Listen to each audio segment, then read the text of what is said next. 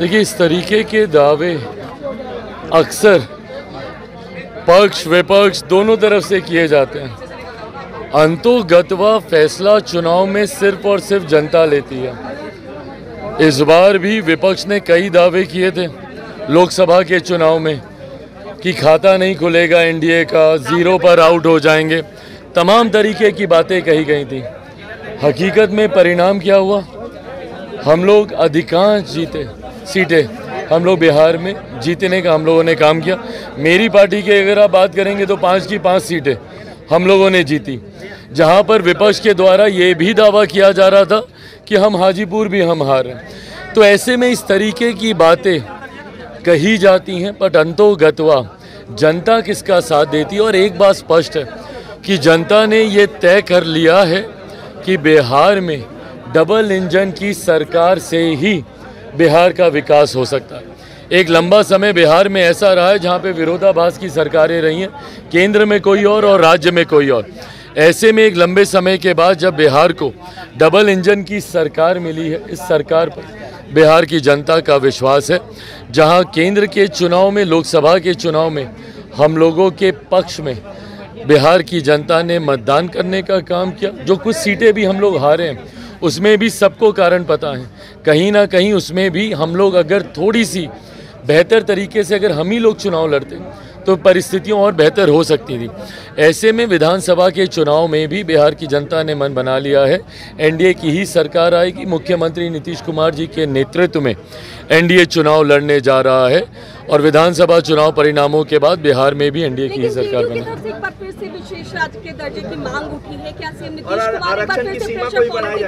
Pressure politics नहीं है भाई, ये मांग तो हम लोग की रही है। कौन सा ऐसा दल है जो कि बिहार से आता है और वो विशेष राज्य के दर्जे की मांग नहीं करता हो या उस पर अपनी सहमति नहीं देता हो?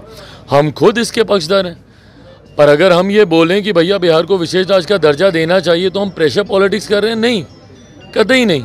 हम लोग जिस सरकार के गठबंधन में हैं, एनडीए का हम लोग हिस्सा हैं।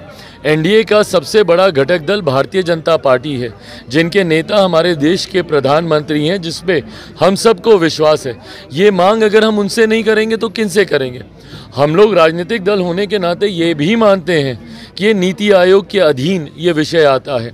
नीति आयोग के प्रावधानों के अनुसार इससे पहले जब प्लानिंग कमीशन होता था उसमें फिर भी कई ऐसे रिलैक्सेशंस थे जिसमें कई राज्यों को विशेष राज्य का दर्जा मिलता था। नए प्रावधानों के अनुसार ज़रूर इसमें कुछ टेक्निकल इश्यूज़ इसमें हैं, पर उसका भी मिलकर हम लोग समाधान ढूंढेंगे। जो जनता दल यूनाइटेड ने कहा है, ये मांग हम लोग की भी है कि बिहार को जल्द से जल्द विशेष राज्य का दर्जा मिलना चाहिए। अश्वनी चौबे ने कहा है कि बीजेपी के नेतृत्व में अगला विधानसभा चुनाव लड़ा जाना चाहिए, जबकि सम्राट चौधरी ने कहा कि नीतीश कुमार के ही अगुवाई में लड़ा जाएगा। अश्वनी चौबे के इस बयान को आप कैसे लेते हैं? देखिए, अब हर एक व्यक्ति विशेष के बयान पे टिप्पणी करते रहे। अधिकृत बयान किसका होता है? जो पार्टी के अध्यक्ष होते हैं। अधिकृत बयान एक अधिकृत व्यक्ति के माध्यम से आता है। पार्टी के कई नेता होते हैं जो अपने अपने पार्टी के प्रति आस्था रखकर इस तरीके के बयान देते हैं और उसका भी मैं सम्मान करता हूं, क्योंकि वो उनकी अपनी व्यक्तिगत भावना है। पर अंतोगत्वा जब आप एक गठबंधन का हिस्सा होते हैं, गठबंधन में दल के जिस नेता को या जिस अध्यक्ष को अधिकृत ये अधिकार दिया जाता है, उनका क्या फैसला है या उनका क्या बयान है वो ज्यादा मायने रखता है। लालू यादव ने किया है और कहा है कि आपातकाल के समय जब इमरजेंसी लगाई गई थी उस समय हमें भी जेल में भेजा गया था, लेकिन जो तत्कालीन प्रधानमंत्री उन्होंने गाली नहीं दिया था। आप जब सदन शुरू हुआ था तो इमरजेंसी को लेकर भी सवाल उठे थे, विपक्ष ने उस पर मौन भी नहीं रखा था। क्या मानते हैं कि क्या लालू यादव का ये पोस्ट किस तरीके से देखते हैं? देखिए, मुझे नहीं पता उन्होंने किस सोच के साथ ये पोस्ट किया है, पर ये वो लोग हैं जिन्होंने मेरे नेता, मेरे पिता आदरणीय रामविलास पासवान जी के साथ इतिहास के उस काले अध्याय का ध्वंस झेला है। ये वो लोग हैं जिन्होंने खुद इमरजेंसी के दौरान यातनाएं, प्रताड़नाएं झेली हैं।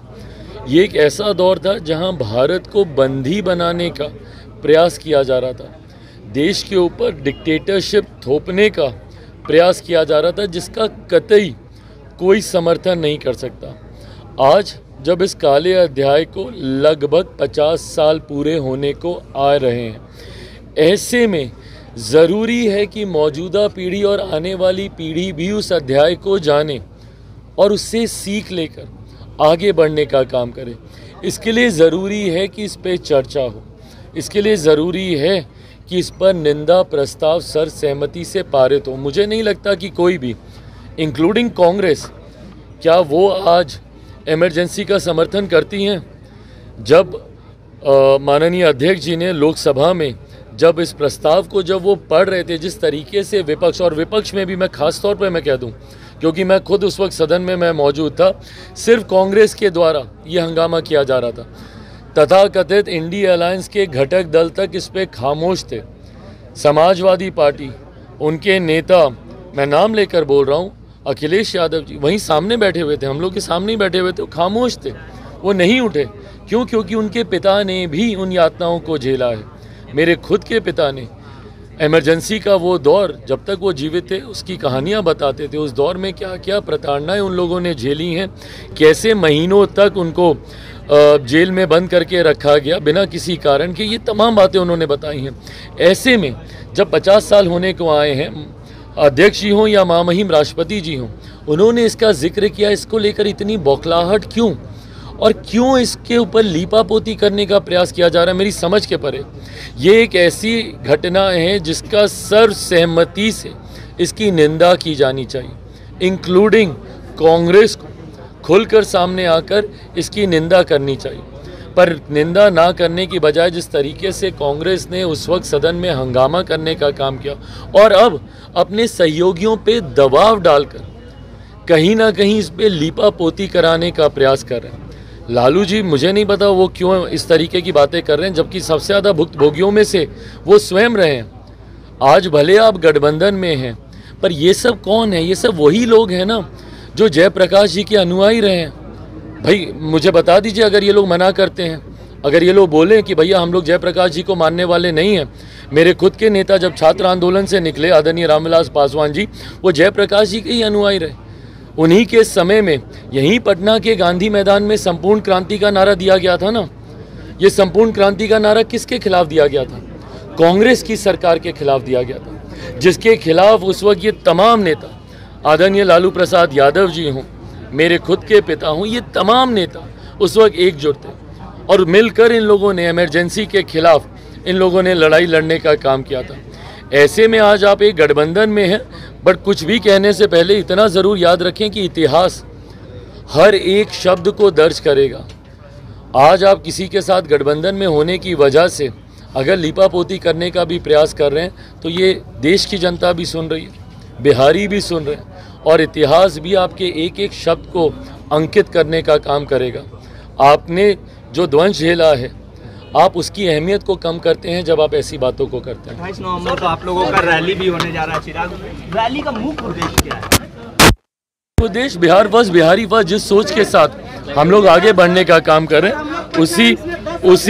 उसी सोच को हम आगे बढ़ाने का हम काम कर रहे हैं। बिहार फर्स्ट, बिहारी फर्स्ट की सोच के साथ ही हम लोग आने वाले चुनाव में हम लोग जाएंगे और उसी सोच को और मजबूती देने के लिए विधानसभा चुनाव का आगाज होगा, वो रैली आगाज तो हम कल ही कर चुके हैं।